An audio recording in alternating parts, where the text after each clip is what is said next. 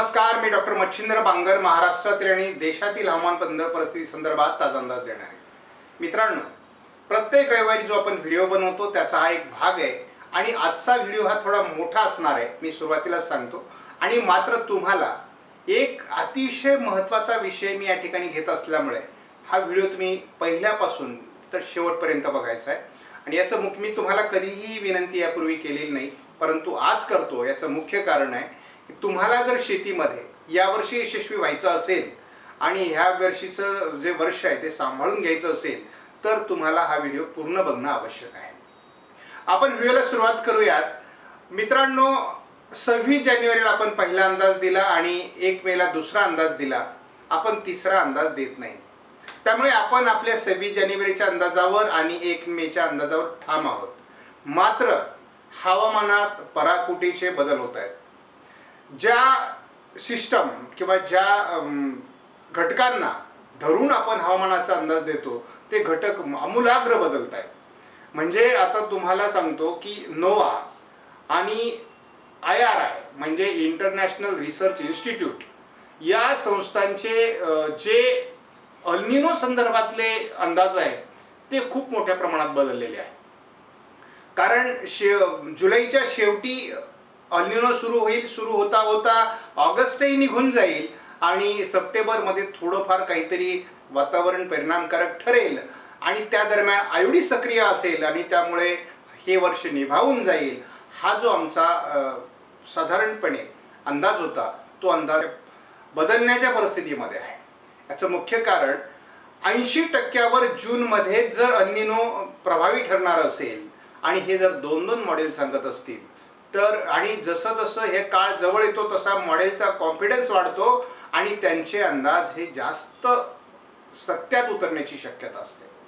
त्यामुळे माझा स्वभाव आहे की मी शक्यतो माझ्या सबस्क्रायबर्सला किंवा शेतकऱ्यांना कुठली माहिती चुकीची देत नाही किंवा शक्यतो लपून ठेवत नाही। इमोशनल अंदाज देणं हे आपल्याकडे चालत नाही, कारण माझा शेतकरी लाखो रुपये शेतीच्या भांडवलावर खर्च करतो आणि त्यांचा हवामान अभ्यासकांवर विश्वास असतो आणि त्यांचा तो विश्वास तुटता कामा नये। हे वर्ष कसोटीचं आहे हे मी सुरुवातीपासून सांगितलेलं आहे।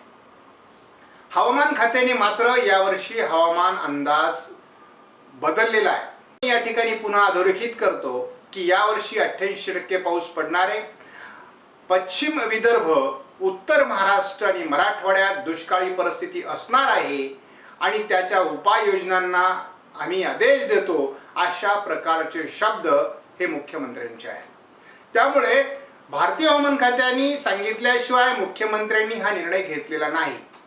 त्यामुळे हीच माहिती शेतकऱ्यांपर्यंत देखील पाठवली गेली पाहिजे, कारण शेतकऱ्यांनी पूर्व मशागत करणं आणि शेतीत किती भांडवल गुंतवायचं हे ठरवणं हे शेतकऱ्यांना सोपं जाईल। आता महत्त्वाची बाब, आम्ही लाखो सबस्क्रायबरपर्यंत, लाखो शेतकऱ्यांपर्यंत आमचे व्हिडिओ पोहोचतात। कधी ते व्हॉट्सअपच्या माध्यमातून तर कधी ते व्हिडिओच्या माध्यमातून जातात। त्यामुळे मी शेतकऱ्यांना आता एक सांगेल, हे वर्ष कसोटीचं आहे। अल निनो जूनमध्येच 80%च्या पुढे पोहोचतोय, जुलैमध्ये 90%च्या पुढे, तर तोच ऑगस्टमध्ये 95% आणि सप्टेंबरमध्ये 95%च्या वरती पोहोचणार आहे। जो आयोडी पॉझिटिव्ह होणार आहे तो किती टक्के होणार याविषयी 100% शाश्वती नाही। बरं, आयोडी न्यूट्रल राहिला तरी काही हरकत नाही, परंतु तो निगेटिव्ह होणार नाही। त्यामुळे कमीत कमी जनावरांना पुरेल एवढं पाणी आणि माणसांना प्यायला पुरेल एवढं पाणी नक्कीच उपलब्ध होणार आहे। मी यापूर्वीच्या दिलेल्या अंदाजामध्ये घाटमाथ्यावर आणि कोकणात चांगला पाऊस होणार आहे। पश्चिम महाराष्ट्रामध्ये जवळपास लातूर, धाराशिव, सोलापूर, सांगली, कोल्हापूर जिल्ह्यांमध्ये यावर्षी पावसाची भीती बाळगण्याची गरज नाही, दुष्काळ पडणार नाही। त्यानंतर जवळपास ठाणे, पालघर, रत्नागिरी, रायगड आणि सिंधुदुर्ग या जिल्ह्यातही दुष्काळाची भीती बाळगण्याची गरज नाही। त्यानंतर सातारा पश्चिम, पुणे पश्चिम, अहिल्यानगर पश्चिम आणि नाशिक पश्चिम मध्ये देखील दुष्काळाची फारशी भीती बाळगण्याची गरज नाही। या पाठोपाठ नांदेड, बीड दक्षिण, अहिल्यानगर दक्षिण मध्ये सुद्धा पावसाची चांगली परिस्थिती असणार आहे. चंद्रपूर, गडचिरोली, नागपूर, भंडारा, गोंदिया, अमरावती, वर्धा, यवतमाळ मध्ये सुद्धा पावसाची परिस्थिती थोडी समाधानकारक म्हणजे पर्सेंटेजमध्ये कमीच परंतु बरी असणार आहे. मराठवाड्याचे उत्तरेकडील सर्व जिल्ह्यात आणि उत्तर महाराष्ट्रात सुद्धा अतिशय सावधानता बाळगण्याची गरज आहे. ही भीती नाही, ही सत्य परिस्थिती आपल्याला समोर अनुभवायची आहे. एमजो हा घटक जरी सक्रिय झाला तर तो आपल्याला 8 दिवस ते 10 दिवसापर्यंतच पाऊस देऊ शकतो, त्या पलीकडे देऊ शकत नाही. आणि शिवाय 40 दिवसाचा त्याचा टर्न असल्यामुळे अख्ख्या हंगामात तो 2 वेळेस फार तर आपल्याला मदत करेल. आणि तो टर्न कधी असणार, तो पहिला जूनच्या 15 तारखेनंतरचा पहिला टर्न असेल, ऑगस्टच्या शेवटी एक टर्न असू शकतो आणि सप्टेंबर ऑक्टोबरच्या बाउंड्रीवर एक टर्न असू शकतो. असे 3-4 टर्न जरी एमजीओचे आले तरी देखील आपल्याला पिकं जगतील एवढा पाऊस होऊ शकेल. त्यामुळे मी यापूर्वी दिलेल्या अंदाजात कुठलाही बदल केलेला नाही. पाऊस सरासरीपेक्षा आता कमी होण्याची शक्यता आहे. महाराष्ट्रात सुद्धा ती परिस्थिती राहील, मात्र अतिशय चांगल्या प्रकारची पिकं बऱ्याच जिल्ह्यांमध्ये असणार आहेत. पिकांपुरता पाऊस होईल, परंतु संपूर्ण तलाव क्षेत्रात पूर्ण क्षमतेने भरण्याकरता आवश्यक असलेला पाऊस होण्याची शक्यता कमी आहे. कारण अल्निनोची तीव्रता ही स्ट्रॉंग अल्निनो किंवा सुपर अल्निनोच्या दिशेने जाताना दिसते आहे. आणि शिवाय धोक्याची घंटा अशी आहे की संपूर्ण हिवाळा आणि संपूर्ण 27चा उन्हाळा देखील बाधित होणार आहे. एवढंच नाही तर मान्सून जो आहे 2027चा याचा सुद्धा क्रम बदलणार आहे. म्हणजे जूनमध्ये कमी पाऊस, जुलैमध्ये पाऊस वाढणार, ऑगस्टमध्ये पाऊस वाढणार आणि सप्टेंबर आणि ऑक्टोबरमध्ये अतिवृष्टी असणार. त्यामुळे अगदी पुढच्या अंदाजावर आपण फार चर्चा करायची नाही, कारण याच्याविषयी अजून खूप घटक बदलू शकतात आणि अंदाजही बदलू शकतो. परंतु जर आपण 26चा अंदाज बघितला तर मुख्यमंत्र्यांनी सांगितल्याप्रमाणे जूनमध्ये साधारण पाऊस राहणार आहे, जुलैत त्याची प्रमाण घटणार आहे, ऑगस्टमध्ये त्याच्याही पेक्षा कमी पाऊस राहणार आहे आणि सप्टेंबरमध्ये देखील त्याच्याही पेक्षा कमी पाऊस राहील. परंतु जेव्हा अल्निनो असतो आणि आयोडी आणि एमजीओ हे घटक पावसाला मदत करतात तेव्हा ढगफुटींची शक्यता वाढते.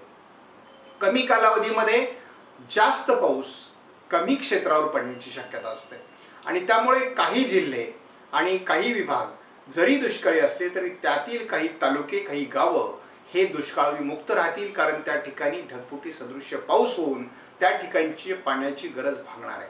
मात्र हे नेमके ठिकाणं कुठली आहे हे कोणालाही सांगता येत नाही, कारण ढगफुटी ही परिस्थितीनुसार त्या ठिकाणी बनत असते.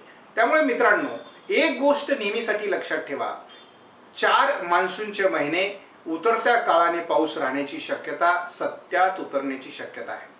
तरी देखील 95% पेक्षा जास्तच पाऊस महाराष्ट्रात पडेल आणि त्याच्यासाठी आपण 96-97% पावसाचा अंदाज दिलाय. त्यावर आपण आजही ठाम आहोत. यामध्ये आपण काहीही बदल करणार नाही. अंदाज चुकला तरी चालेल, परंतु आपण आपल्या 97% महाराष्ट्रातील पावसावर ठाम आहोत. देशातील आपण 95% पावसाचा अंदाज कायम ठेवणार आहोत. त्यामध्ये कुठलाही बदल होणार नाही. अंदाज चुकला तरी चालेल. परंतु मला माहिती आहे की महाराष्ट्रामध्ये चित्र बदलण्याकरता थोडी आयोडीची आणि एमजीओची मदत होईल, परंतु आपण त्याच्यावर निर्भर राहण्यापेक्षा कमी कालावधीचे वाण निवडा, कमी वेळेत येणारे वाण निवडा. आपल्या जमिनीची मशागत करताना ती आडव्या पद्धतीने करा, म्हणजे जास्तीत जास्त पाणी जिरेल याची काळजी घ्या.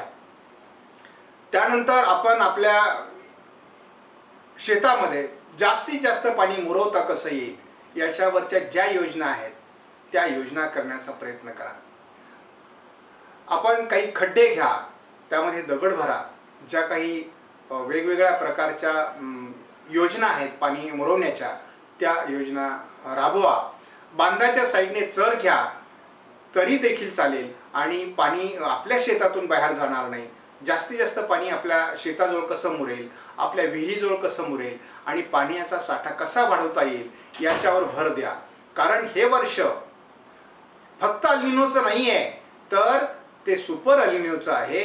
आणि 1877 नंतर सगळ्यात प्रभावी अशा प्रकारचा अल्निनो या ठिकाणी येतोय. शेतकऱ्यांच्या समाधानासाठी केवळ आपण फक्त अल्निनो घटक पावसावर परिणाम करत नाही असं म्हणणं योग्य नाही. याचं कारण असं आहे की अल्निनो हा मेजर घटक आहे आणि आयोडी किंवा MgO हे घटक तात्पुरत्या स्वरूपात मदत करणारे आहेत. त्यामुळे आपल्याला या घटकांचा विचार करणं आवश्यक आहे, परंतु ते पूर्ण आधारभूत नाहीत. त्यामुळे आपण या गोष्टीवर ठामपणे लक्ष दिलं पाहिजे की आपल्याला पाण्याची बचत केली पाहिजे. आपण बघितलं या वर्षभरामध्ये उष्णतामान हे यावर्षी 48°C पार गेलेलं आहे आणि पुढच्या वर्षी अर्धशतक पूर्ण होणार आहे. म्हणजे पुढचा उन्हाळा 50°C पर्यंत महाराष्ट्रात पोहोचणार म्हणजे पोहोचणार. त्यामुळे हे ग्लोबल वॉर्मिंगचे परिणाम आहेत, हे अल्निनोचे परिणाम आहेत. अहो, समुद्राचं तापमान वाढतंय, भूभागाचं तापमान वाढतंय, जगाचं तापमान वाढतंय. याच्यावर एकच उपाय आहे, झाडं लावणं आणि त्यामुळे वृक्ष लागवड होणं काळाची गरज आहे. मी माझा व्हिडिओ बघणाऱ्या प्रत्येकाला एकच विनंती करेल की कमीत कमी तुम्ही एक झाड लावलं पाहिजे आणि ही पृथ्वी, हा आपला देश, आपलं गाव, आपलं कुटुंब वाचवण्यासाठी प्रयत्न केला पाहिजे. धन्यवाद. जय हिंद, जय महाराष्ट्र.